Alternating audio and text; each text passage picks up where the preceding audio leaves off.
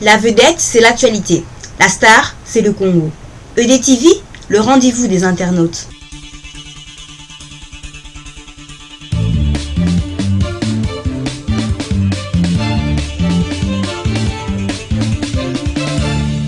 Merci beaucoup à EDTV, la chaîne qui nous permet de pouvoir parler de l'actualité de notre structure du combat, que vous connaissez très bien, la force du combat intelligent, FCI en abrégé. C'est un plaisir pour nous de nous retrouver toujours devant le peuple, devant vos nombreux téléspectateurs qui sont sûrement acquis au changement et qui, dans l'entretemps, espèrent et souhaitent un vrai changement, un changement intégral en République démocratique du Congo. J'ai accepté de passer au devant votre caméra pour pouvoir donner l'information qui concerne notre mouvement, qui concerne le combat en Belgique. C'est quoi comme information? Eh bien, c'est une grande réunion, une rencontre de tous les Congolais de la Belgique, une rencontre de la diaspora congolaise de la Belgique, une rencontre de ceux que vous connaissez et que vous identifiez comme combattants. Nous allons pouvoir nous retrouver là-bas pour, en premier lieu, permettre à votre coordination qui a été élue de pouvoir vous donner un mini-rapport en forme de bilan, si vous voulez, du travail accompli pendant le 1/3 du mandat qui nous a été accordé sur base d'une certaine confiance. Voilà, c'est la plus grande information. Et aussi, nous allons essayer d'élargir le débat au niveau de l'actualité de notre pays. Vous savez très bien qu'on ne peut pas réunir des Congolais pour parler tout simplement du fonctionnement interne de nos structures sans toutefois évoquer l'actualité de la République démocratique du Congo. Vous savez tous que les concertations qui ont pris fin, quoique cela ne nous a pas vraiment concernés, ça parlait du pays, du Congo, en bien ou en mal, pour nous autres acteurs acharnés du changement pour le Congo, nous avons intérêt de pouvoir en parler à notre base quand une occasion comme celle-ci se présente. Mais à cette actualité, nous retrouvons aussi l'affaire de l'artiste musicien JB Mpiana, qui, selon ce qu'on a suivi à la télévision, veut à tout prix jouer à Paris, territoire où ils sont personne non grata, cela commence à déranger, mais nous allons en parler. Sans plus tarder, je vais directement vous aborder en lingala pour pouvoir permettre à tout le monde de pouvoir nous suivre. Et puis les Voulouzi, nos amis, aiment bien que nous puissions parler dans notre langue à nous. Le Congo a 4 langues nationales que vous connaissez: Tshilou ezali, Kikongo ezali, Swahili ezali, Lingala pe ezali. Yango wana na kokende mingi na Lingala po ete Lingala nde elakisaka mpenza baémotion mosusu toyaka nango na basentiment mosusu mpe toza nango ya bakanda, yango nde kolakisa yango mieux parce que français eza langue moko eza na mwa bapolitesse mingi. Voilà, bandeko na ngai boyebi ndeko na bino, mosali na bino, moumbu na bino, moto mosala na bino oyo boponaki par échantillon ya bandeko oyo bazalaka na Belgique mokolo élection moko esalamaki awa na mois ya mai. Baponaki nga po ete nasala mosala ya coordination ya combat na biso awa na mboka oyo. Base na biso, comprenez les combattants qui sont restés fidèles à cet esprit-là, qui sont restés fidèles à cette initiative. Bazalaki na posa biso coordination tokutana na bango pona komeka kopesa rapport. Quoi de très normal dans un exercice démocratique que muto yoto batu oyo bapesi bino musala bozalaka redevable envers bango pe boyaka kopesa rapport ya musala boza kosala. C'est ainsi que nous pouvons parler d'un changement, nous pouvons parler d'une démocratie, nous pouvons parler d'une impactation en bien dans notre démarche. Nabiso en tant que combattant, en tant que combattant, il y a liberté, il y a démocratie et autre chose au Yotoyebi. Il faut que Banana nous place tous alliés. Nous n'allons pas aller faire le changement au Congo si déjà là où nous vivons, nous n'arrivons pas à imposer le changement au sein de nous-mêmes. Voilà, tout ça un combat intelligent, ce qui veut dire combat moko où ils ont tenir compte na ba réalité, na ba attente ya batu, où ils ont tenir compte na autocritique na bisomoko pe na o esengeli ko bakisa. C'est ça un peu le combat qui avait été dit intelligent. Ça n'a jamais été un combat à diplôme ou encore un combat à nini. Ils allaient combat pe à méritocratie, ce qui veut dire que il faut qu'on tient mutuna et si kanaye.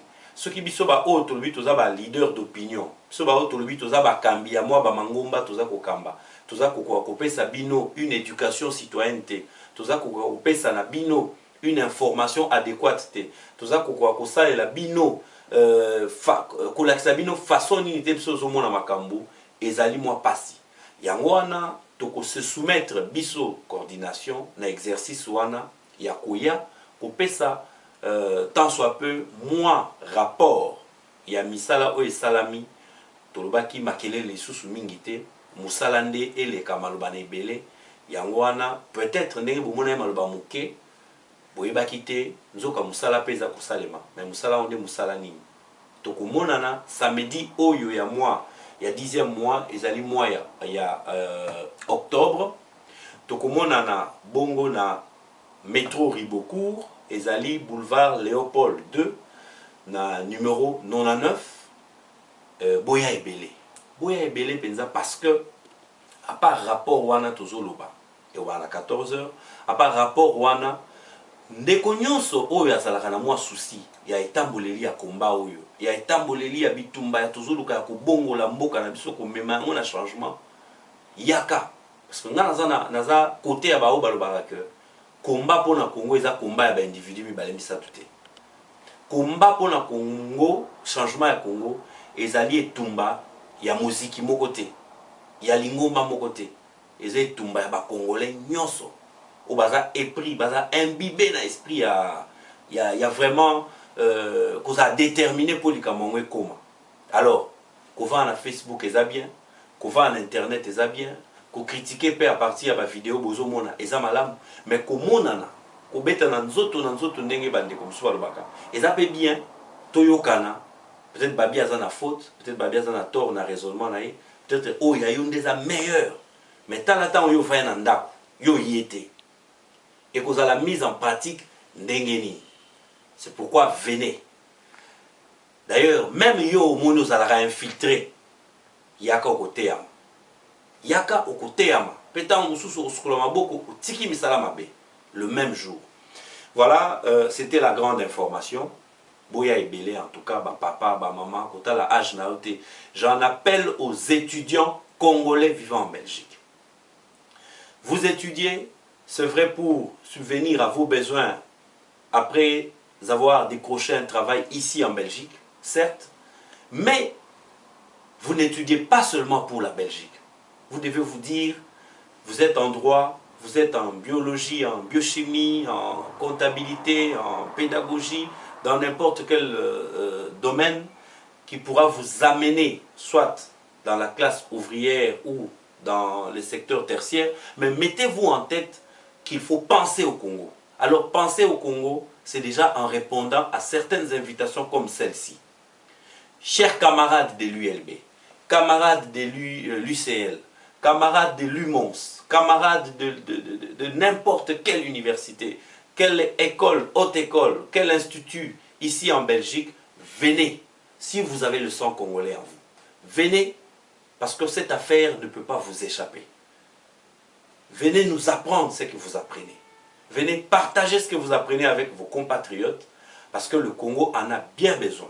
Même si vous allez envoyer cette connaissance par correspondance parce que vous ne pensez pas rentrer un jour au Congo, mais nous qui sommes au devant pour rentrer au Congo, nous avons besoin de ce que vous avez. Alors venez dans cette réunion c'est la réunion du 12 octobre sur le boulevard Léopold II, numéro 99. Ça commence à 14 h, heure, il y a Mindele, je le dis ainsi. Il faut faire heure à Mindele à Okoma, heure na biso ba congolais. Tapeka ba étudiant congolais te na ba combattant ndenge na lobby, mais toza na catégorie pe ba ndeko na biso mususu ba congolais oyo ba kima Congo pona makambo ebele ya mabe oyo eza na Congo.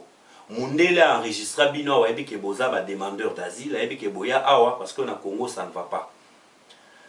Boza na couverture ya mikandate c'est vrai, mais moi je pense que esika oyo mindele il faut bamonelaka bino batu ya ngunda, bino batu bosenga asile, bino batu bozala persécuté na Congo, poza mutu ya Bemba, mutu ya UDPS, mutu ya opposition, mutu moko ya religion, mutu moko ya défense, moko ya opinion publique, ba déranja yokuna parce que ozaki ndeko ya mutu moko boye. Mais oza na Belgique awa kovana na centre te misu ya kokanga, senga na ba assistante sociale na yo, senga na ba tunayo ya centre, loba na bango luke na ngai billet makambo ememanga awa pona ya kokima Congo eza kolobama na mukolo tolobi ya le 12 na Bruxelles, aux an intérieur na ba province zwa ticket na yo ya train yaka kobanga te ono ta na kozala kuna ba okanga mieux vaut kutumbila akwela yo oza place ba combattant bazali ndeko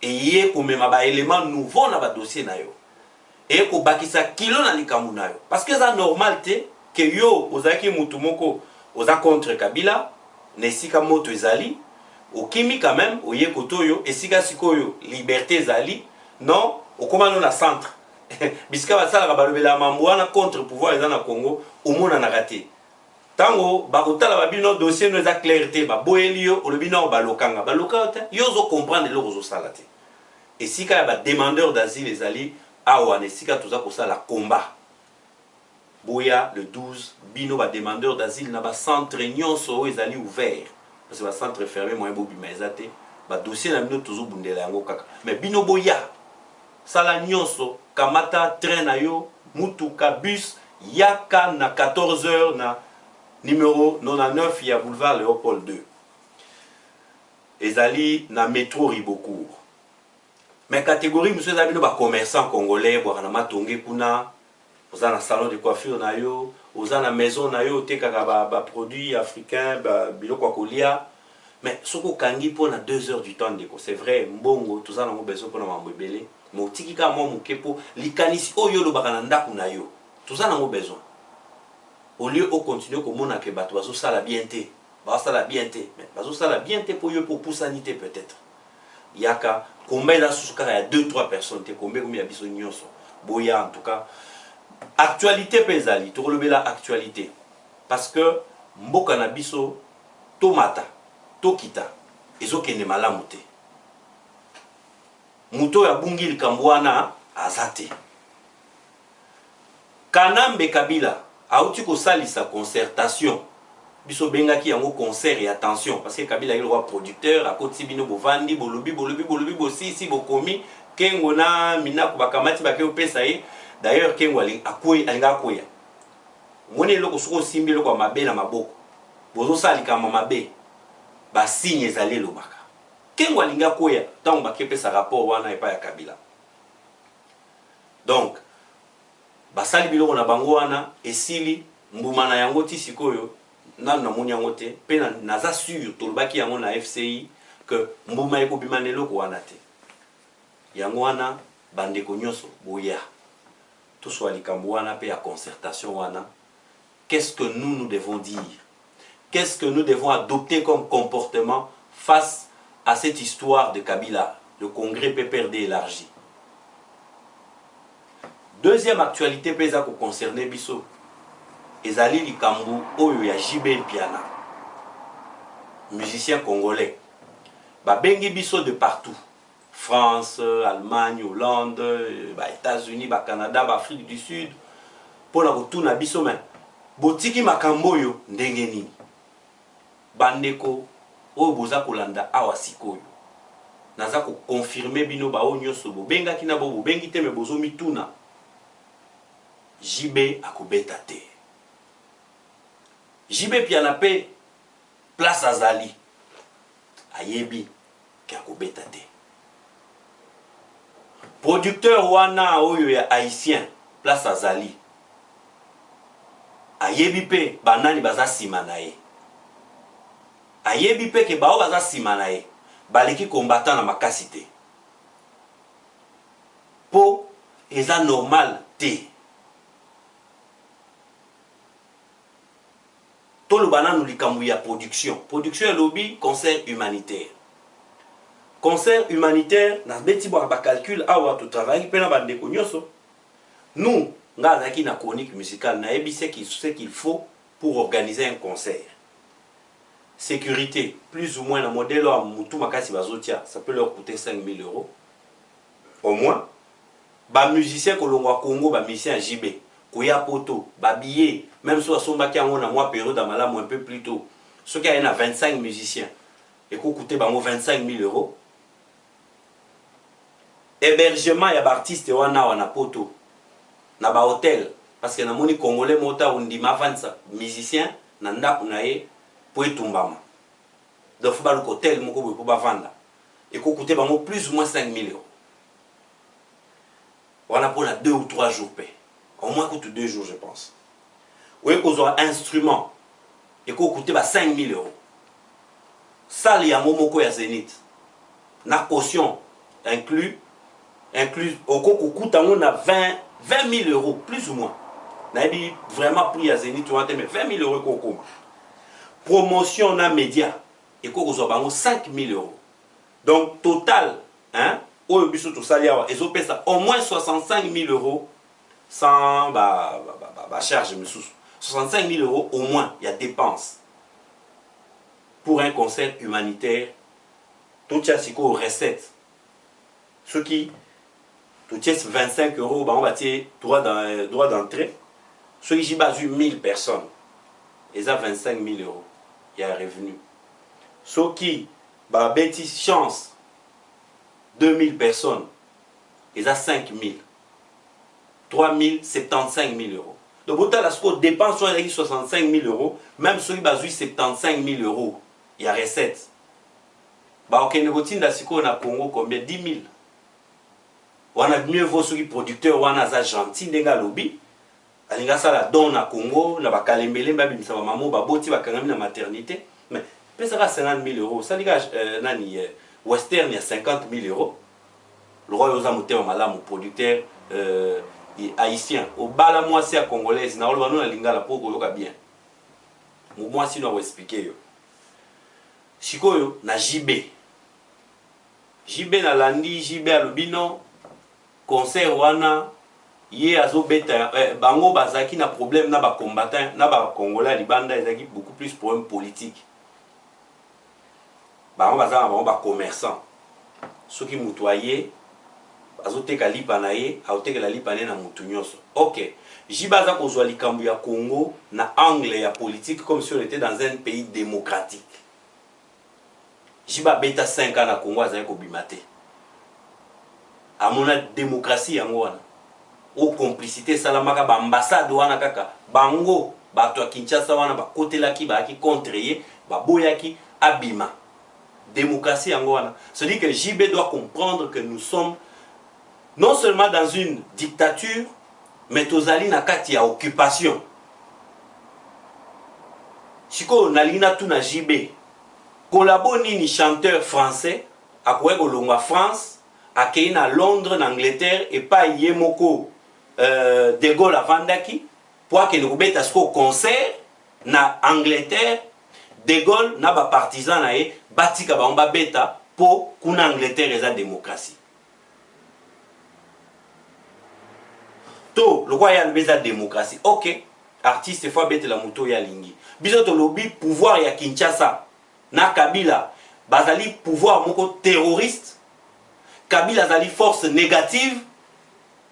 Yo sikoyo totia keza les États-Unis ndenge ba américain balobaki que Ben Laden azali force négative, personne non grata na monde. siko yo JB sala nzembo yembela Ben Laden to musicien américain yo monaka sa nzembo yembeli Ben Laden parce qu'il y a démocratie avant la paix non ngana lingi nga ba Obama ote nazo yembela Ben Laden ça nzembo na non en tout cas Ben Laden nous a danger nous a bien et puis démocratie batika ye bo bino bo yembeli Kabila bolbaki Kofi alobi biloko ekiti talo yo JB olobaki na Kabila bato bakomata na punda bosiko Kabila aza bien ndenge nini Kabila aza bien atongeli bino sala spectacle te aza bien asaleli bino ba usine ya disque te aza bien ba droit d'auteur na bino na Congo na bobandi kozwa te et puis boza na besoin souvent koluka 25 € ya ba congolais awa na poto kaka ba même bato wana bino bo se désolidarisaki na bango boboyi makamu na bango lelo 25 € na bango ekomi elengi pona kozwa mais s'il vous plaît JB biso tongo poko téléphone esonaka Congo faut totinda mbongo en tout cas ngana omona te muto poto oyo na moment oyo ana 25 € na mbongo carburant soit vendre en Hollande na Belgique et consort même à na Paris wana oyo azape na mbongo kosomba ilamba parce que chaque concert eza idéologie beaucoup de na mitufu basomba bilamba na mbongo ya kwa komela masanga na kati ya salle na moni yango te parce que il faut batinda mbongo na Congo ba collation eza kala mingi te na Congo wana pour baki biloko ekiti talo biloko na Congo ekiti talo bino pona mabumu na bino pona basi na bino pona bana na bino b'intérêt na bino pour préférer bo bimisa Kabila nzambe mutu malamu oyembeli ye mutu malamu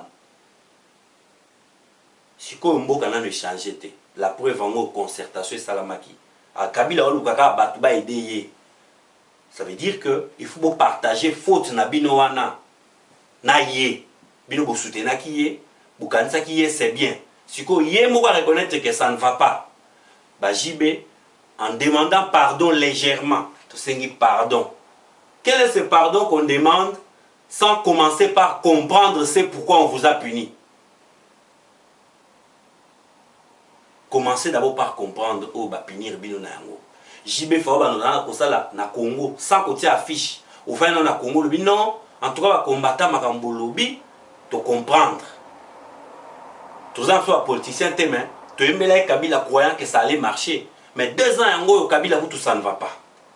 Est-ce que JB ozoyi batawana ozo lo bango lo biango te? Tous en peine a besoin lo bango te.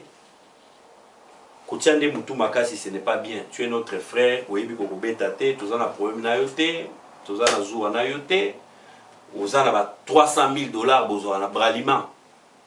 Yo bete la primis après ça yo contrat annuel 300. Chaque concert yo bete la boye nani nya primis la sima. Ça dépend d'où.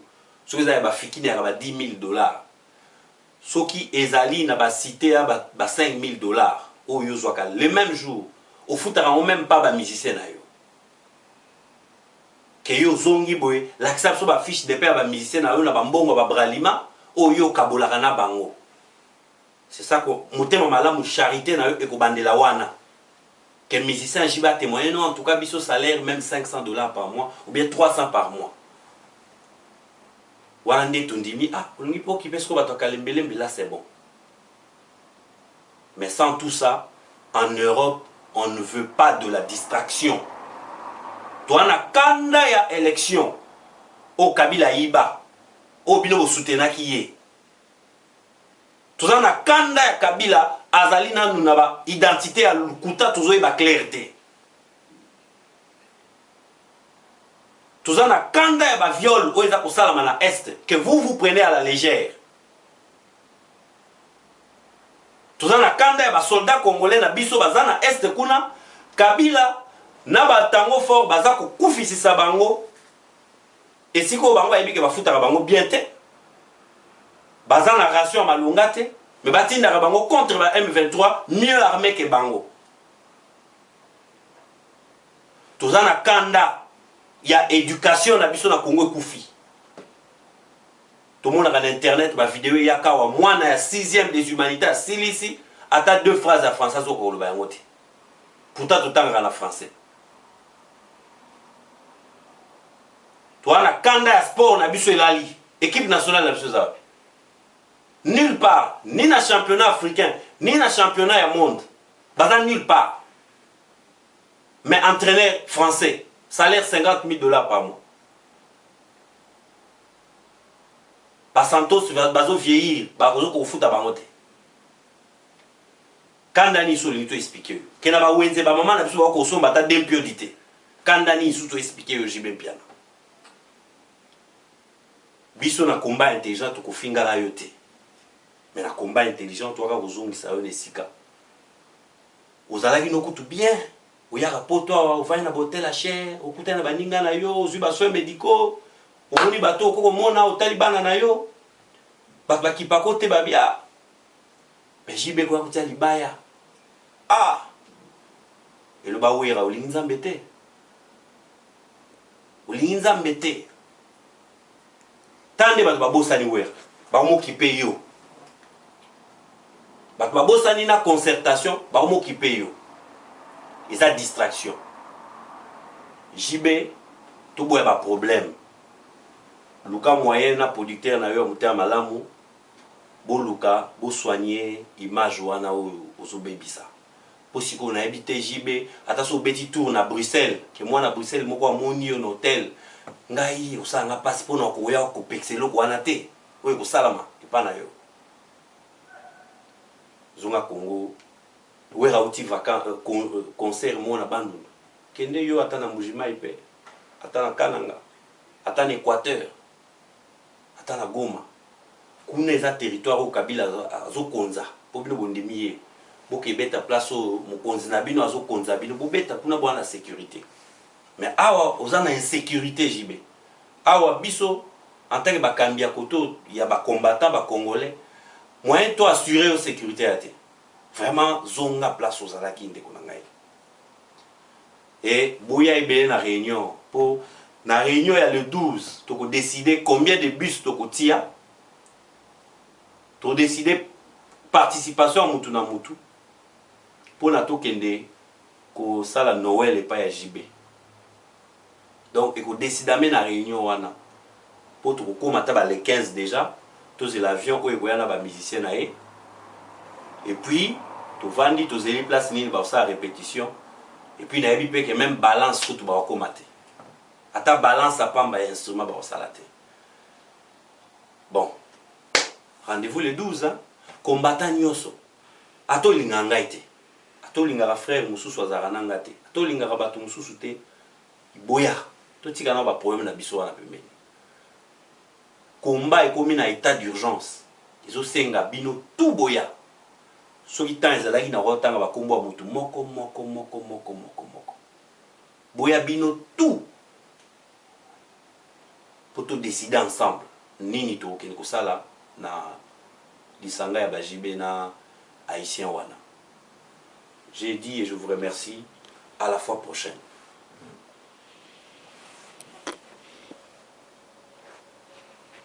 La vedette, c'est l'actualité. La star, c'est le Congo. EDTV, le rendez-vous des internautes.